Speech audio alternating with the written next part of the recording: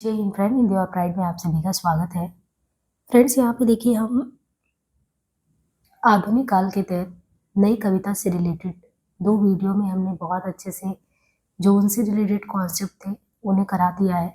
और अब क्या है कि जितने क्वेश्चन है पीवाईक्यू कराएंगे, साथ में आपके पीवाईक्यू के हमने पहले भी जैसे सीरीज में शुरुआत के 10 से 5 मिनट कोई महत्वपूर्ण चीज़ याद कराने का प्रयास करेंगे, ताकि वो जो आगामी एग्जाम हो साथ में आपकी ये चीज़ें याद भी होती रहे।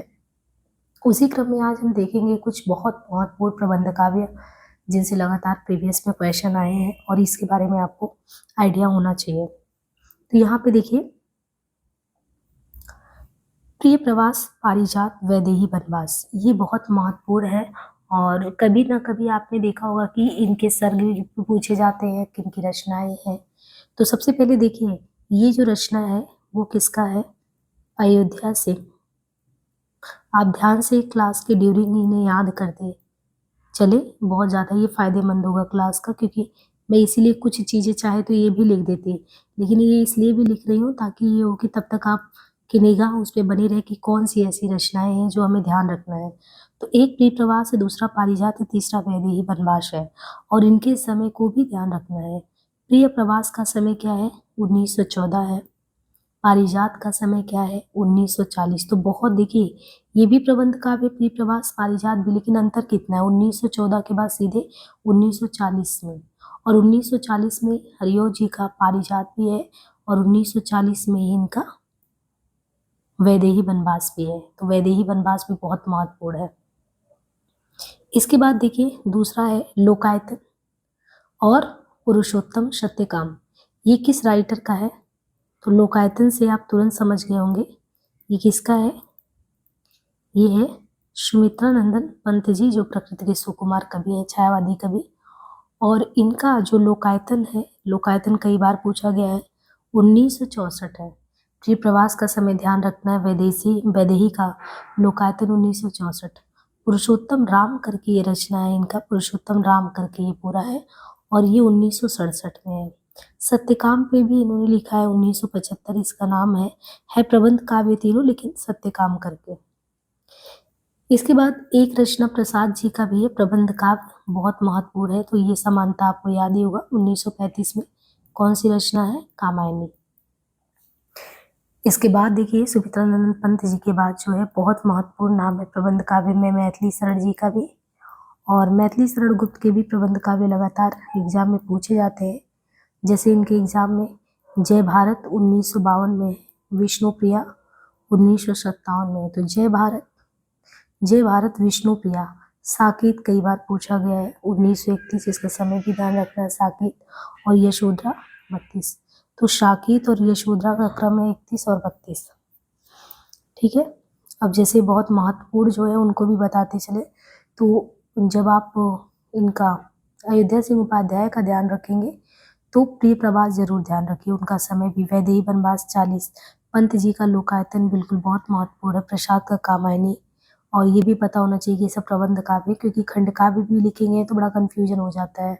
और इनके अलावा देखिए, जय भारत विष्णुप्रिया, तो जय भारत 52 में, 57 में, 31 और 32 साकेत और यशोधरा का जो मैथिली शरण गुप्त जी का, ये दोनों जो है प्रबंध काव्य जो है लगातार रहे हैं, दोनों बहुत महत्वपूर्ण है, लगातार एग्जाम में पूछे जाते हैं। इसके बाद देखिए, श्याम नारायण पांडे जी का है, श्याम नारायण पांडे। इनका है हल्दी घाटी और जौहर। हल्दी घाटी जो है इनका 1941 में है, श्याम नारायण पांडे का। और जौहर है 1945 में, दोनों ही महत्वपूर्ण है। और इसके बाद देखिए, ये तीनों ही किसका है? दिनकर जी का, है ना। और दिनकर जी का रश्मिरथी तो बहुत महत्वपूर्ण है। रश्मिरथी का समय क्या है? 1952। रश्मिरथी हो गया 1952 में। कुरुक्षेत्र, कुरुक्षेत्र का क्या है टाइम? कुरुक्षेत्र, और कुरुक्षेत्र तो 1952 से पहले है, 1946 में ही कुरुक्षेत्र है। उर्वशी जो है, उर्वशी का समय 1961 है। तो ये सारे बहुत महत्वपूर्ण रहे इनके। इनके अलावा देखिए कुछ और भी है जो हमें पता होना चाहिए। सिया रामचरण गुप्त, उन्मुक्त किसका है? ये मैथिली शरण गुप्त के छोटे भाई हैं, सिया राम शरण गुप्त। इनके रचना का नाम है उन्मुक्त, और उन्मुक्त का समय क्या है 1940। तो उन्मुक्त है 1940 में। इसके बाद आर्यावर्त, ये किसका है? तो आर्यावर्त जो है ये है मोहनलाल मेहतो का प्रबंध काव्य है। और इसका समय देखिए तो आर्यावर्त का समय 1943 है। नूरजहां, नूरजहां और विक्रमादित्य ये दोनों ही 1935 है और 1944, और ये दोनों किसका है? गुरु भक्त सिंह का। इसके बाद देखिए कैकेयी रीतंबरा, केदारनाथ मिश्र प्रभात का। केदारनाथ सिंह अग्रवाल को आप पढ़ चुके हैं, ये है केदारनाथ मिश्र प्रभात, और इनका कैकेयी प्रबंध काव्य रीतंबरा है। और जो कैकेयी है 1950 में है, रीतंबरा 1657 में है। इसके बाद देखिए धर्मवीर भारती जी का दोनों बहुत महत्वपूर्ण है। अंधायुग का समय देखिए तो ये सिलेबस में भी लगा है 1955 अंधायुग। कनुप्रिया इनका 1959 में है, और दोनों के ही कौन है? धर्मवीर भारती जी। भारती। इसके बाद कृष्णायन किसका है? 1943 में कृष्णायन प्रबंध काव्य किसका है? तो कृष्ण जी कहाँ के? द्वारकाधीश होते हैं ना, तो ऐसे ही द्वारका प्रसाद ही मिश्र हैं। ठीक है। फिर साकेत पे तो हमने पहले भी देखा। देखिए साकेत के संत करके ये किसका है? ये बलदेव प्रसाद मिश्र का है, बलदेव प्रसाद मिश्र का। इसके बाद है उदय शंकर भट्ट का, ये दोनों तक्षशिला और अंतर मंथन, उदय शंकर भट्ट। रघुवीर शरण मिश्र का है भूमिजा। भूमिजा देखिए पूछा भी गया है किसका प्रबंध काव्य है, तो रघुवीर शरण मिश्र का है भूमिजा। महामानव राहुल सांकृत्यायन के लिए आपने जीवनी देखा है, आत्मकथा भी हमने पढ़ाया था। तो महामानव करके ठाकुर प्रसाद सिंह ने प्रबंध काव्य लिखा है, ठाकुर प्रसाद सिंह करके। द्रौपदी और उत्तराज, और ये उत्तराज है, दोनों ही द्रौपदी और उत्तराज है, ये नरेंद्र शर्मा का है। इसके बाद आत्मजयी तो बहुत महत्वपूर्ण है कुंवर नारायण जी का, ये तो कई बार आ चुका है प्रबंध काव्य। और संशय की एक रात, ये भी कई बार पूछा गया है। और आत्मजयी का समय ध्यान रखिए 1965 है आत्मजयी का समय, क्योंकि कई बार पूछा गया है। और संशय की एक रात 1962, संशय की एक रात किसका है? नरेश मेहता का है। इसके बाद जौहर है, जौहर और एकलव्य। जौहर किसका है? ये डॉक्टर रामकुमार वर्मा का, दोनों ही डॉक्टर रामकुमार वर्मा, जौहर और एकलव्य। तो यहाँ पे जैसे जौहर है तो 1941 में है, और जो एकलव्य है वो 1959 में है। बाकी उर्मिला 1957 में, बालकृष्ण शर्मा नवीन का उर्मिला करके है, और उर्मिला का समय 1957 है। बाकी एक कंठ बिस्पाई पहले भी पूछा गया है, किसका है? एक कंठ बिस्पाई, ये किसकी रचना है? एक कंठ बिस्पाई। देखिए एक कंठ बिस्पाई जो रचना है 1963 में, और ये किसका है? दुष्यंत कुमार का। एक पुरुष और 1974 डॉक्टर विनय का।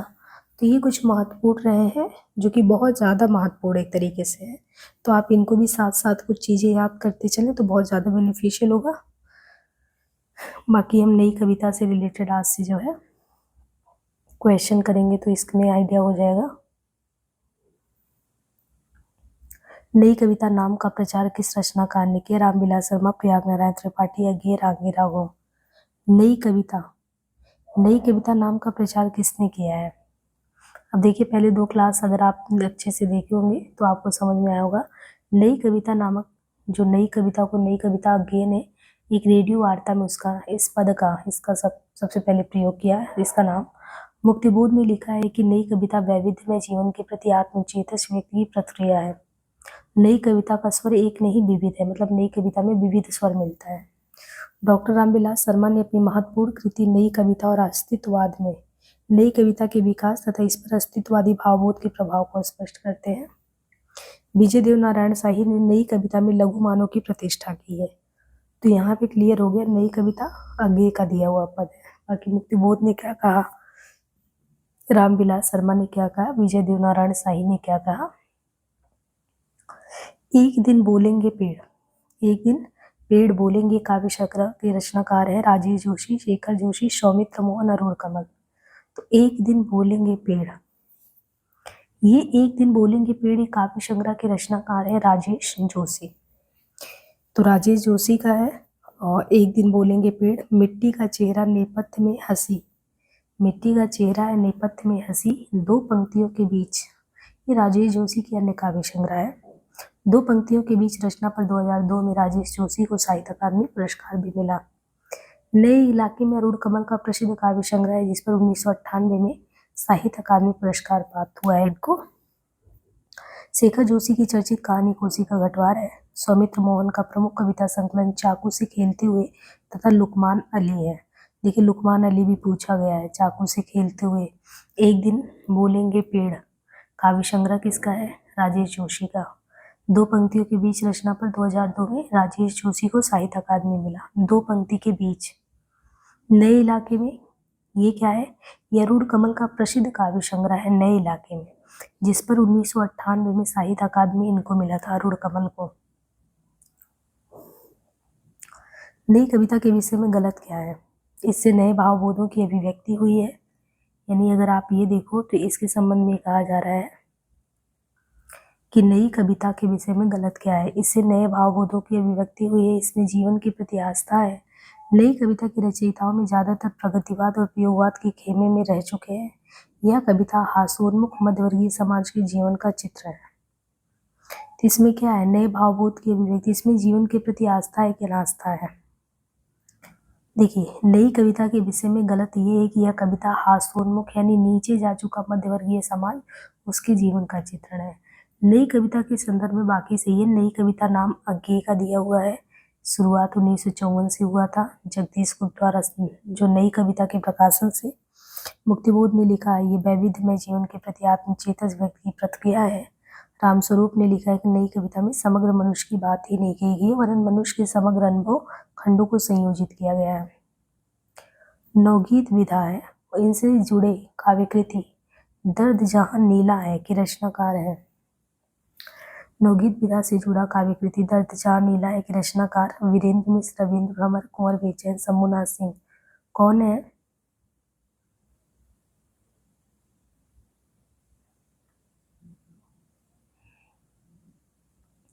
नवगीत विधा से संबंधित काव्यकृति दर्द जहां नीला है 1977 के रचनाकार शंभुनाथ सिंह है। तो दर्द जहां नीला है। डॉक्टर शंभुनाथ सिंह जो है, इनके अन्य नवगीत संकलन है रूप रश्मि, छायालोक, मनवंतर, उदयाचल 1946, दीवालोक 1951, समय की शिला पर 1968। हिंदी में नवगीत परंपरा का आरंभ राजेंद्र प्रसाद सिंह द्वारा सन 1958 में संपादित गीतांगनी शीर्षक से नवगीत संकलन से माना जाता है। वीरेंद्र मिश्र के नवगीत संकलन गीतम लेखनी बेला अविराम चल मधुनवती, कुंवर बेचैन के नवगीत संकलन पिन बहुत सारे 1972, शामियाने कांच के 1983, महावर इंतजारों का 1983 है। रविंद्र भ्रमर के नवगीत संकलन रविंद्र भ्रमर के गीत 63, सोन मछली मन बसी। लीक पर वे चले जिनके चरण दुर्बर और हाले है, मतलब लीक पर वे चले जिनके चरण दुर्बर और हाले है, हम तो जो हमारी यात्रा से बनी इन पंक्तियों की सजेता है। तो ये हम पंक्ति पहले वाली वीडियो में करवाए हुए हैं। और ये किसका है, भारत भूषण अग्रवाल, सर्वेश्वर दयाल सक्सेना, भवानी प्रसाद। देखिए ये सक्सेना जी ने कहा था, सजेता इसके सर्वेश्वर दयाल सक्सेना है और जन्म 1927 बस्ती यूपी में तथा निधन 1983 में हुआ। सर्वेश्वर जी नई कविता के प्रमुख कवि हैं। जंगल का दर्द, कुआनो नदी, गर्म हवाएं, खूटियों पर टंगे लोग आदि इनके प्रमुख काव्य संग्रह है। बतूता का जूता इनकी बाल कविताओं का संग्रह है। बतूता का जूता। सहमति नहीं, यह समकालीन शब्द नहीं, इसे बालिकों के बीच चालू मत करो। ये पंक्तियां किस कविता से है? अकाल दर्शन, रोटी और संसद, नक्सलवाड़ी, मोचीराम। ये कविता आप पढ़ेंगे तो उसमें आता है सहमति नहीं, यह समकालीन शब्द नहीं है। ये सुदामा पांडे धूमिल द्वारा लिखित नक्सलवाड़ी से है। बाकी धूमिल की कविताएं मोचीराम, विशालवाद, पटकथा, रोटी और संसद, लोहे का स्वाद। संसद से सड़क तक, कल सुनना मुझे, सुदामा पांडे का प्रजातंत्र, ये सभी है। समकालीन कविता आंदोलन का सूत्रपात किसने किया? तो समकालीन जो कविता आंदोलन है इसका सूत्रपात किसने किया? वीरेंद्र कुमार जैन, शलभ श्रीराम सिंह, जगदीश चतुर्वेदी, विशंबर नाथ उपाध्याय। देखिए, समकालीन कविता आंदोलन का प्रवर्तक डॉक्टर विशंबर नाथ उपाध्याय ने सन 1976 ईस्वी में अपनी पुस्तक समकालीन कविता की भूमिका के माध्यम से किया। कुछ प्रमुख, अब देखिए कुछ प्रमुख जो आंदोलन है वो एक बार ध्यान से और देख लीजिए, पहले भी हमने कराया है। आ कविता जो है उसके प्रवर्तक है जगदीश चतुर्वेदी। आ कविता आंदोलन के जगदीश चतुर्वेदी। सनातन सूर्योदय आंदोलन के वीरेंद्र, जो वीर होगा वही सनातन का सूर्योदय कराएगा, तो वीरेंद्र है। युयोत्सावादी, ये शलभ श्रीराम सिंह का है। युयोत्सावादी करके यूएसए एक पत्रिका भी निकला था। युयोत्सावादी कविता जो है शलभ श्रीराम सिंह। समकालीन कविता विशंबर नाथ उपाध्याय। अस्वीकृत कविता श्रीराम शुक्ल। देखिए श्रीराम करके दो लोग हैं, कविता को अस्वीकृत किसने कर दिया? श्रीराम शुक्ल ने। स्वीकृत करना था लेकिन अस्वीकृत कर दिया श्रीराम ने। और यहाँ पे शलभ श्रीराम युयोत्सावादी के हैं, विशंबर नाथ समकालीन के हैं।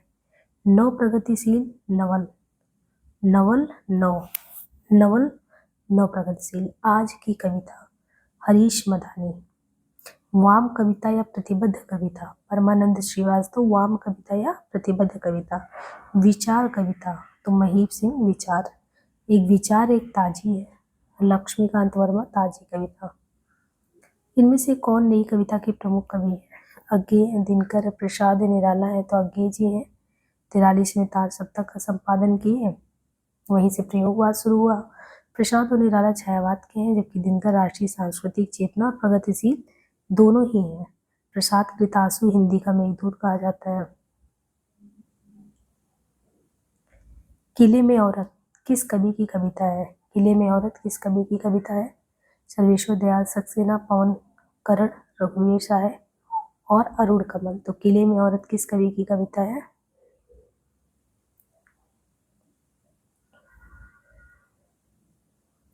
किले में औरत ये रघुवीर साय की कविता है। यह कविता मूलतः कविवर रघुवीर साय के काव्य संग्रह हंसो हंसो जल्दी हंसो 1975 में संकलित है। इनकी अन्य कविताएं हैं सीढ़ियों पर धूप में 1960, आत्महत्या के विरुद्ध 1967, कुछ पत्ते कुछ चिट्ठियां 1989, एक समय था 1995। निम्नलिखित में से राष्ट्रीय सांस्कृतिक कविता के प्रतिनिधि कवियों में सम्मिलित नहीं है।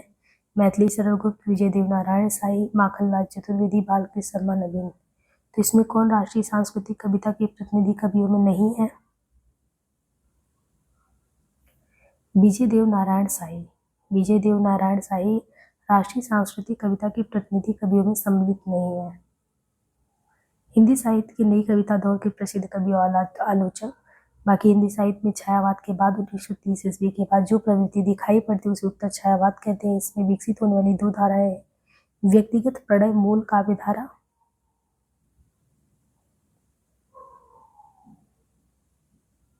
दूसरा राष्ट्रीय सांस्कृतिक काव्य धारा। राष्ट्रीय सांस्कृतिक काव्य धारा के कवि में है दिनकर, सुभद्रा कुमारी चौहान, माखनलाल चतुर्वेदी, बालकृष्ण शर्मा नवीन, श्याम नारायण पांडे। मोचीराम कविता के रचयिता कौन है? तो मोचीराम कविता बच्चन, निराला, धूमिल पंत। मोचीराम कविता के रचयिता धूमिल है।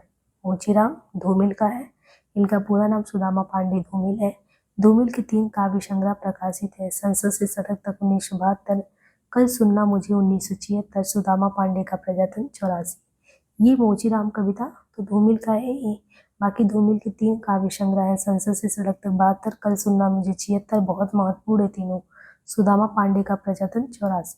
धूमिल की सबसे लोकप्रिय कविताएं मोचीराम, 20 साल बाद, पटकथा, रोटी और संसद, लोहे का स्वाद। इन्हें मरणोपरांत कल सुनना मुझे काव्य संग्रह के लिए साहित्य अकादमी पुरस्कार से सम्मानित किया गया। नई कविता पत्रिका का प्रकाशन कब हुआ? 54, 51, 53, 55। तो पहले भी हमने देखा नई कविता का 54 में हुआ। नई कविता का आरंभ सन 1954 में जगदीश गुप्त द्वारा संपादित नई कविता पत्रिका के प्रकाशन से हुआ। डॉक्टर बच्चन सिंह ने जो है नई कविता का आरंभ सन 1951 ईस्वी से माना है। इनके अनुसार नई कविता प्रयोगवादी कविता का परिष्कृत रूप है। नई कविता जो है प्रयोगवादी कविता का ही परिष्कृत रूप है, ऐसा बच्चन जी का कहना है। नई कविता नाम अज्ञेय का दिया हुआ है। विजय देव नारायण शाही ने नई कविता में लघु मानव की प्रतिष्ठा की है।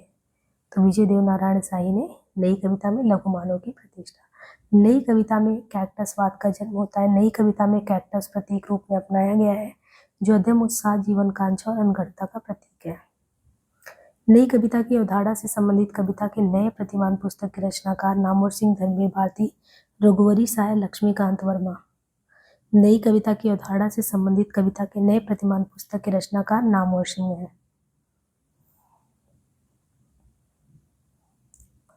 नामवर सिंह की अन्य कृतियों में देखें तो इनका बकलम खुद है, आधुनिक साहित्य की प्रवृत्तियां, छायावाद, इतिहास और आलोचना, दूसरी परंपरा की खोज, वाद विवाद संवाद, जमाने से दो हाथ, साहित्य की पहचान, आलोचना, विचारधारा, आलोचना और संवाद।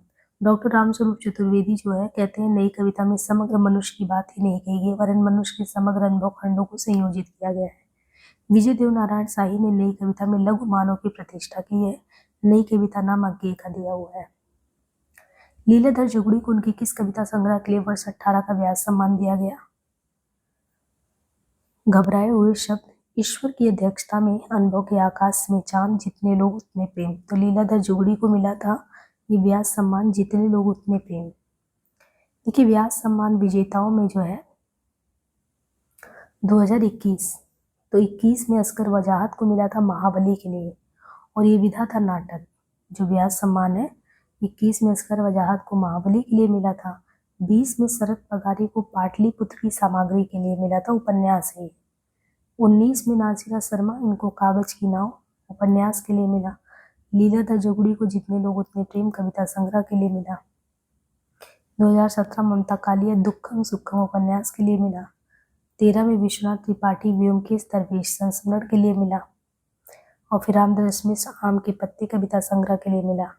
व्यास सम्मान भारतीय साहित्य के लिए दिया जाने वाला ज्ञानपीठ पुरस्कार के बाद दूसरा सबसे बड़ा साहित्य का सम्मान है व्यास सम्मान।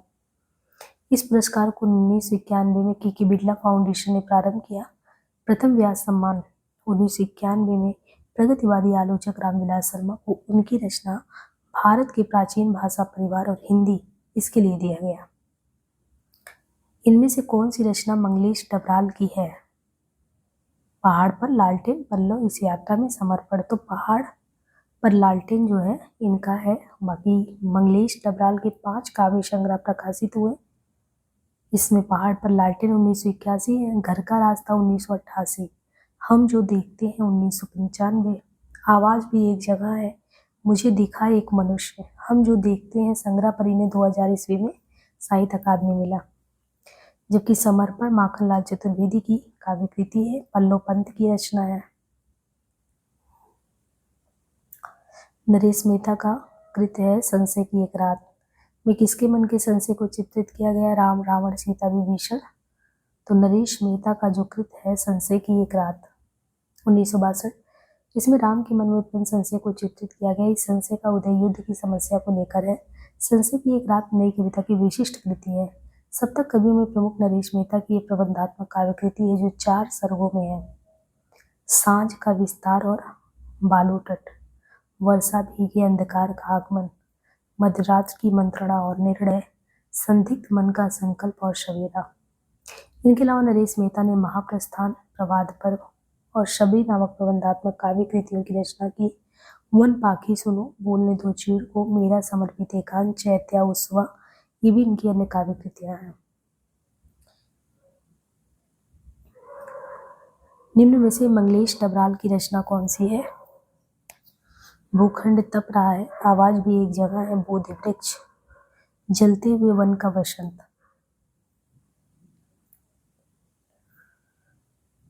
आवाज भी एक जगह है। मंगलेश डबराल का जन्म 1948 टिहरी गढ़वाल में, देखिए वो टिहरी गढ़वाल में हुए भी हैं। और पहाड़ पर लालटेन जैसी रचनाएं भी, तो पहाड़ से संबंध भी है उनका। और निधन 2020 में हुआ है। पहाड़ पर लालटेन, घर का रास्ता, हम जो देखते हैं, आवाज भी एक जगह है और नए युग में शत्रु, इनके 5 प्रकाशित काव्य संग्रह हैं। लेखक की रोटी एवं कवि का अकेलापन गद्य संग्रह तथा एक बार आयोबा यात्रा वृत्त इनकी प्रमुख रचनाएं हैं। भूखंड तप रहा है चंद्रकांत देवताले की रचना है। भूखंड तप रहा है चंद्रकांत देवताले की रचना है तथा जलते हुए वन का बसंत ये दुष्यंत कुमार जी की रचना। बोधि वृक्ष काव्य कृति के रचनाकार गंगा प्रसाद विमल है। खबर का मुंह विज्ञापन से ढका है कि रचनाकार कौन है? बीरेन टंगवाल, लीलाधर जगुड़ी, बंगलेश डबराल, गंगा प्रसाद विमल।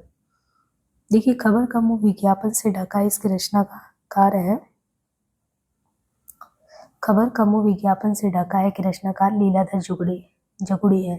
इनका जन्म 1 जुलाई 1940 को टिहरी गढ़वाल उत्तराखंड में हुआ। शंखमुखी शिखरों पर नाटक जारी है, अनुभव के आकाश में चांद इनके अन्य प्रमुख कविता संग्रह है। तो खबर का मुंह विज्ञापन से ढका है, लीलाधर जुगड़ी, जन्म 1 जुलाई 1940, कहाँ पे? टिहरी गढ़वाल उत्तराखंड। शंखमुखी शिखरों पर नाटक जारी, अनुभव के आकाश में चांद इनके अन्य कविता संग्रह है। अनुभव के आकाश में चांद कविता संग्रह के लिए 1997 में साहित्य अकादमी मिला। जितने लोग उतने प्रेम कविता संग्रह के लिए 18वें व्यास सम्मान जगुड़ी जी को मिला।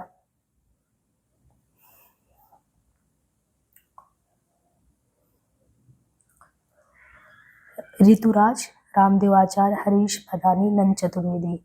यह समय मामूली नहीं, रोटी नामशत, एक मरण धर्मा और अन्य, रेगिस्तान से महासागर तक। अब इनमें हमें सुमेलित करना है।